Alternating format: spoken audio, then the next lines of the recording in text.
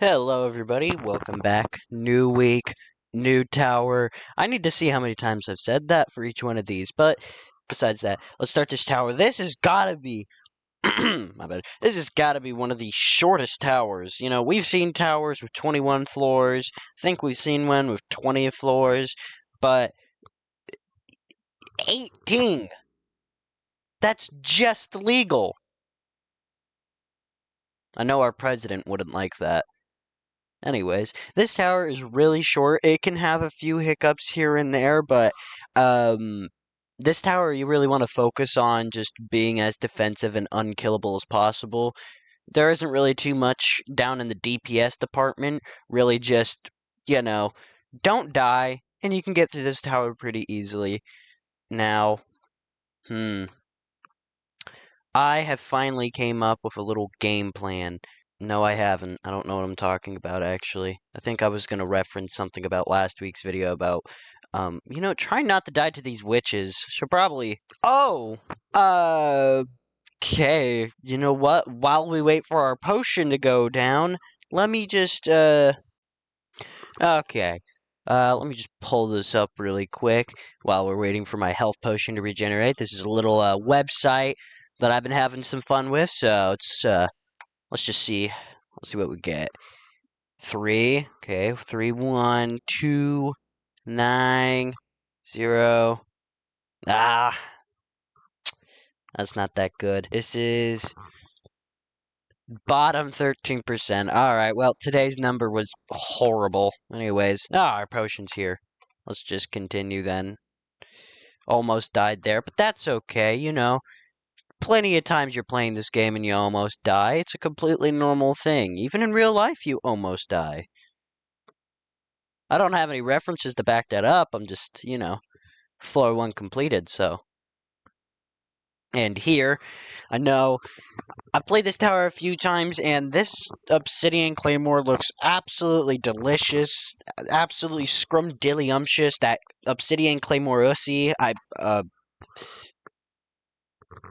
just take the totem of regeneration. That, yeah. Anyways, yippee! Here, there's gonna be some Ravengers, so I would be wary of that.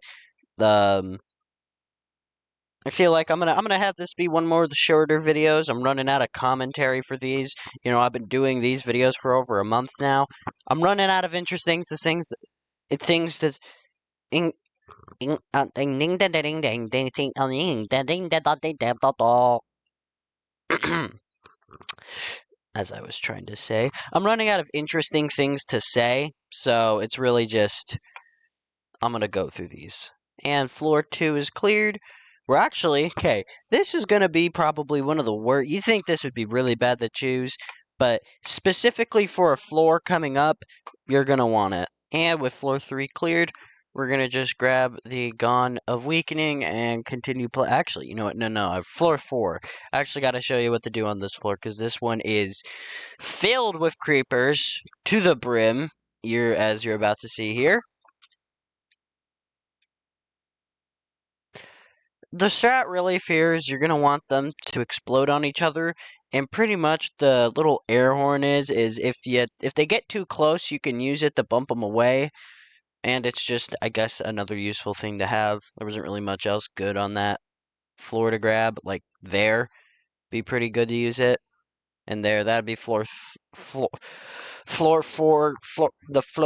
Man, commentary is hard. And here we're going to grab the plate armor and we're going to put Snowball 2 on it and continue. And that is floor 5 cleared.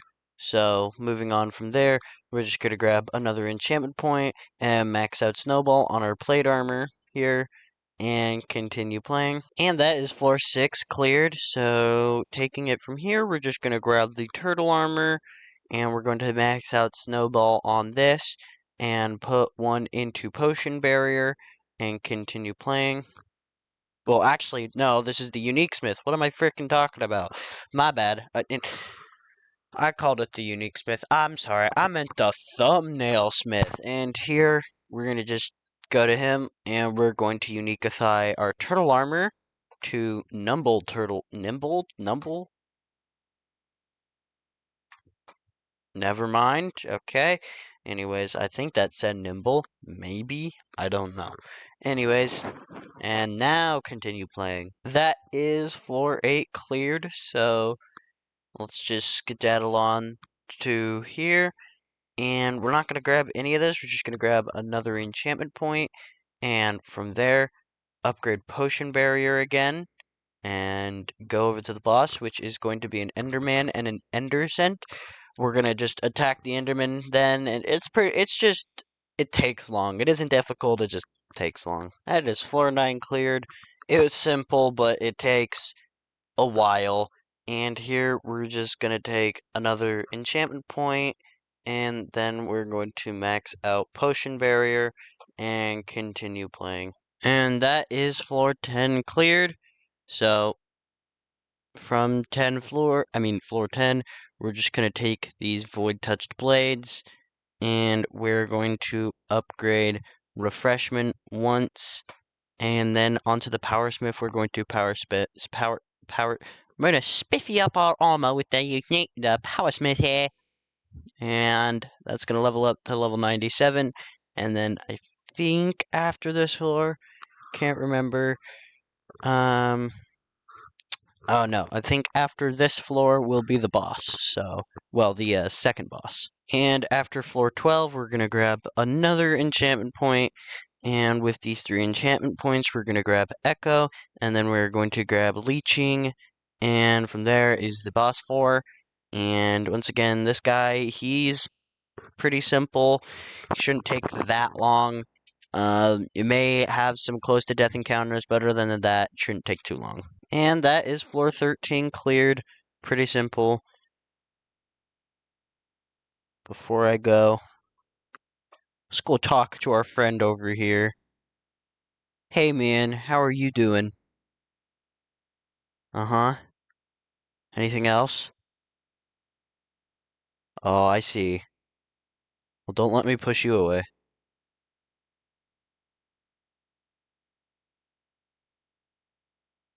He knows what you did. Anyways, after that, we're going to grab the spin blade here. We're not going to need any more use of the little foghorn thingy. And here, I haven't seen too many people use this. I feel like it's a really mysterious thing, but for this, I think it's really cool. I've never used this before, and I think, is a really interesting item. It has a really quick cooldown, so you can be using it a lot. And for this floor, it allows me to deal a lot of damage, and it's going to be helpful for one of the upcoming underwater floors. There's going to be a lot of grouped mobs that you'll just be able to slice through really quick. And especially for here, when it comes through getting through these plants, you can just cut through them all with no problem at all. I think it's a pretty great artifact. If you've used this artifact, I want to know what you think about it. It's the spin blade. I think it's pretty cool. And that is floor 14 cleared. Only 4 more floors, and one of these is going to be a guildsmith, so only 3 more floors that you have to fight for. But technically, one of them is the boss, and he's really easy to fight. So technically, only 2 more floors to fight if you really think about it. Do you really count the last boss of the tower as a dude you have to, like, as a real floor? Because unless it's the Wretched Wraith, which we all know I hate, is he really someone you have to fight? Are they really that difficult to even be considered dangerous? Think about it. Except for, once again, if it's the Thinking Wretched Wraith, then it definitely counts, and frick him. Anyways.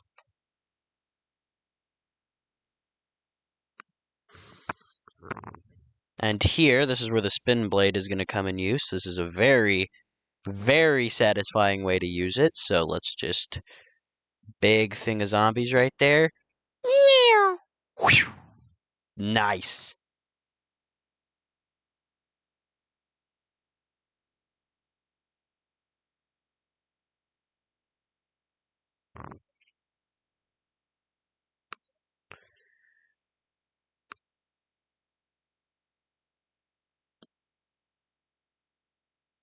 And that is floor 15 cleared. We're just going to take another enchantment point. And with all these enchantment points, I'm going to upgrade refreshment again.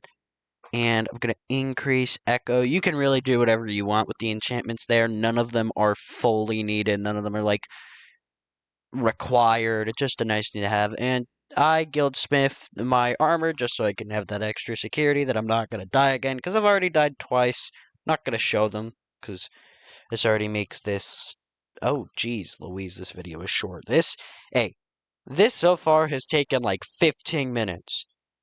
I would grind this tower if I were you. Definitely grind this tower if you want a lot of uniques, because it is a very short and easy tower if you know what you're doing. And that is floor 17 cleared, so we're going to be going to the final boss, which is the nameless one, which you saw in the thumbnail. He's pretty simple. We're actually just going to grab this just so we can put some, not only just a general damage increase, also just, general damage increase, and also a general damage increase, but then also just for an extra general damage increase. But just in case, an extra general damage increase. So once he spawns in, pretty much just start spamming, because he will die in not that long. Also, the spin blade is very good for taking out those skeleton dudes, so if you really hate those skeletons, then have no fear. The spin blade is here, and that's floor 18. Let's see what we get. Hey, if you like this tutorial, which, very sorry there wasn't any more quote-unquote, very big quotations here, entertaining commentary, but, I mean, hopefully you still found this helpful. Like and subscribe, comment, join the Discord in the description. Very lonely. No, I'm just kidding. We got plenty of people.